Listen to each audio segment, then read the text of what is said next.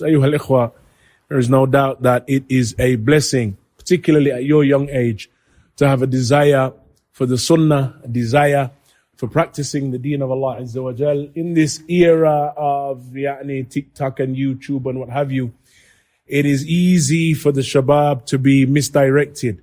And it is easy for someone who is young to fall into that which most youngsters fall into. But you should know that at your young age, that Allah Azza wa Jal places within your heart a desire for the sunnah here in the UK, and a desire to practice the sunnah and practice the deen of Allah Azza wa Jal. It is a ni'mah and a blessing that you should never take for granted. Wallahi, ni'mah, azima, jiddan, jiddan, jiddan. And so, while you are present, and after you leave, ushkur Allah Azza wa Jal. Give thanks to Allah subhanahu wa ta'ala for this blessing, because indeed, it is something, brothers and sisters, that we should never underestimate its tremendousness. Allah Azza wa Jal has blessed us with this deen after sending the Messenger of Allah sallallahu alaihi wasallam to this ummah, and him establishing the Sharia, the best of the Shara'i', the best of the versions of Islam that Allah Azza wa Jal has sent to any prophet and any messenger. And we say versions because of the fact that the Prophet sallallahu alaihi wasallam, he mentioned that indeed the Anbiya ikhwatun li'allat, deenuhum wahid wa shara'i'u shatta. That indeed the Anbiya are ikhwa li'allat. They are brothers who have the same father but different mothers. And then he explained what he intended by way of that. Deenuhum wahid wa shara'i'u shatta.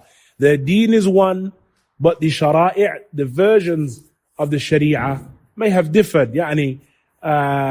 Some of the prophets and messengers may have been given some of the things that other prophets were not given. And some things were possibly nullified and abrogated in one sharia that was present in another. And indeed this sharia, the sharia of Muhammad sallallahu alaihi wasallam, was lightened. The burden was lightened for Bani Israel. They were given and were sent prophets and messengers, but they had difficulty placed upon them because of the burden that they themselves caused upon themselves. When they themselves were negligent, number one, and number two, that they went beyond bounds in relation to implementing what the prophets and messengers were given, then Allah Azza wa Jal made the affair more difficult for them because they chose difficulty. And so this ummah has been raised above, and this burden has been alleviated from this ummah. The burden that was placed upon Bani Israel was alleviated from this ummah. And so Allah Azza wa Jal has given this ummah a sharia and a deen that is easy. Easy. Allah Azza wa Jal mentions that He removes from them al-aghlal allati kanat alayhim. He removes from this ummah the aghlal, or the fetters that used to be upon the people. That is, the difficulty that used to be upon them. If you wanted, for example, in or during Bani, or at the time of Bani Israel, if you waged war, mathalan, then the spoils of war were not halal.